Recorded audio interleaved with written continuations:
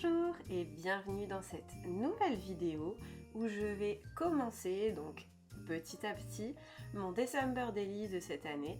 Du coup, je vous montre par étapes, je vais préparer des petites pages pour l'instant et là je vais en faire 3 avec vous en vidéo et je posterai au fur et à mesure ce que je rajoute. Donc pour ce December Daily, je vais partir sur un format très vertical. Ma couverture va faire à peu près 12 cm sur 20 cm de mémoire. Du coup là je fais des pages qui font 19 cm de haut sur 11 de large.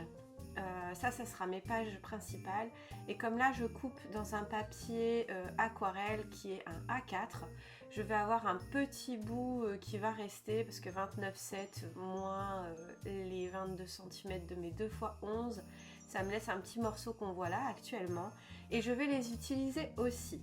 Donc je les garde bien, comme ça je ne gâche pas de papier, surtout que là j'utilise du papier aquarelle en coton de très haute qualité de la marque Arche. Donc si vous faites ce mini et la technique que je vais montrer là, je vous conseille justement d'avoir pour le coup un papier en coton de très bonne qualité et non pas un papier cellulose ou autre, parce qu'on va vraiment venir passer plusieurs couches dessus. Donc voilà, n'hésitez pas à prendre un bon papier et à du coup l'optimiser en faisant des pages aussi un peu plus petites comme moi par exemple. Je vais utiliser la collection des tampons de Noël mécanique qui vient de sortir là il y a quelques semaines, enfin quelques jours seulement, qui est une collection très typée steampunk et Noël. Donc là je vais utiliser pour cette vidéo du moins les 3 premières pages que je vais faire. Je vais utiliser le tampon Petit Renne, le tampon Casse-Noisette et le tampon de Bonhomme de Neige. Et j'utilise ma presse à tampon Tim Holtz avec de la Versafil noire. Et je repasse plusieurs fois pour avoir un tamponnage vraiment beau et bien marqué. Parce que comme vous le savez, tamponner sur du papier aquarelle, c'est pas ce qu'il y a de plus simple. Donc avec une presse à tampon, cela aide vraiment. Donc là, je vous laisse un petit peu en vidéo, je vous montre les 3 tampons que je tamponne, à peu près où je les tamponne. Et ensuite, on va préparer ces papiers en mettant du masking tape autour pour pouvoir travailler l'aquarelle.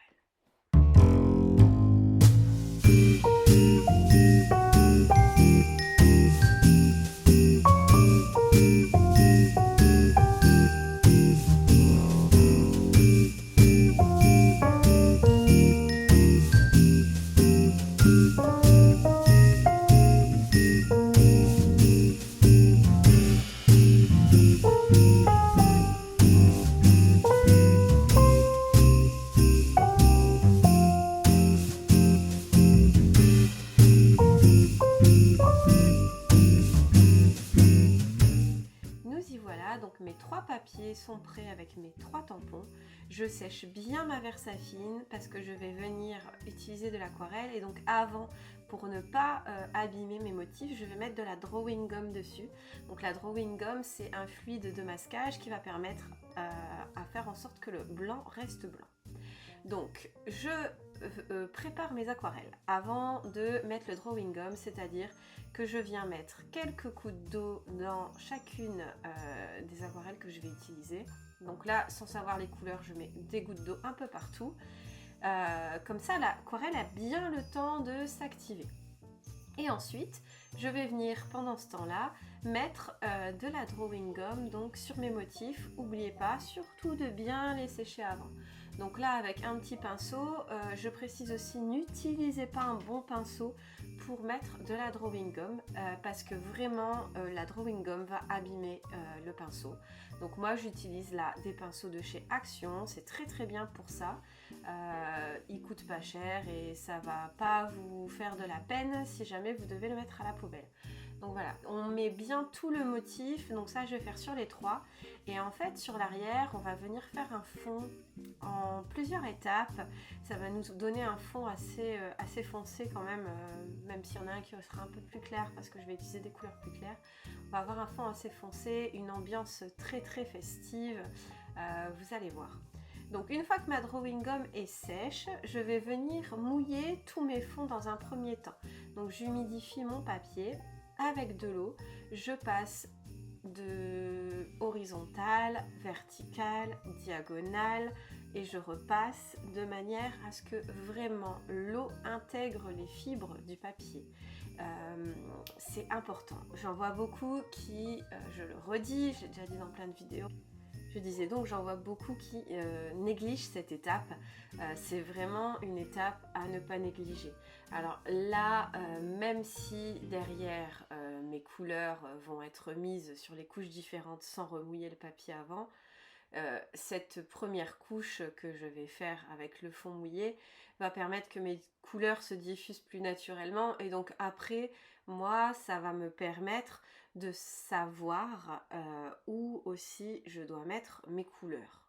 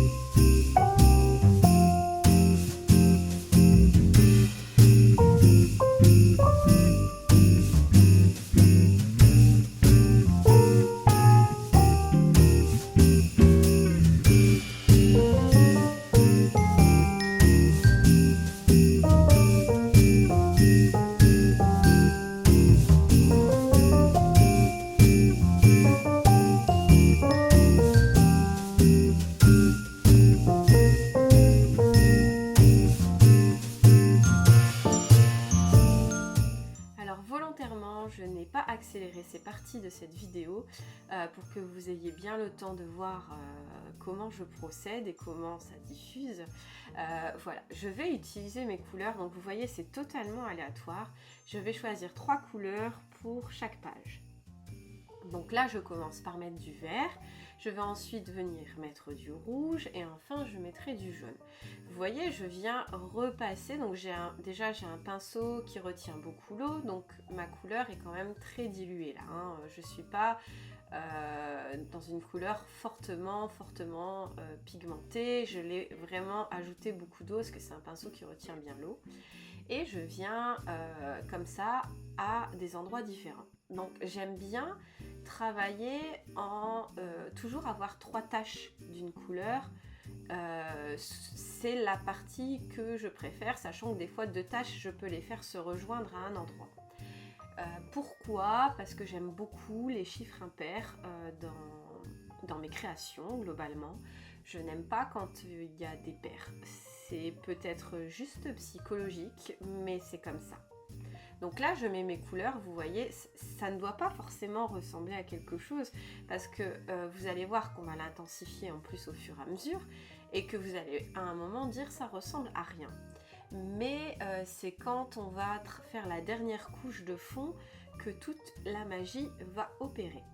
Donc là je fais la même chose sur mon deuxième et mon troisième et j'utilise des couleurs différentes. Donc maintenant je vais accélérer comme vous avez vu et je vais vous laisser un peu en musique pour ça.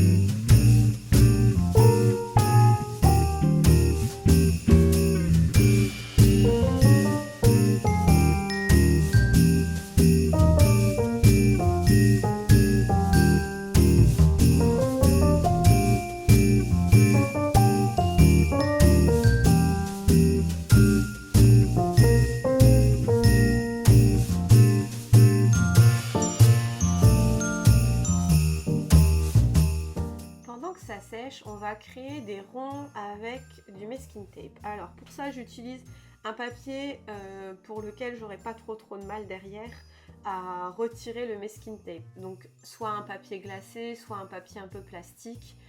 Comme ça, vous retirerez facilement le masking tape et vous pourrez aussi le recoller très facilement sans qu'il soit déformé. Et je vais utiliser 2 perforatrices, donc là c'est des EK Success. Vous pouvez utiliser n'importe quel perfo. Il vous faut juste un rond un peu plus grand et un rond un peu plus petit.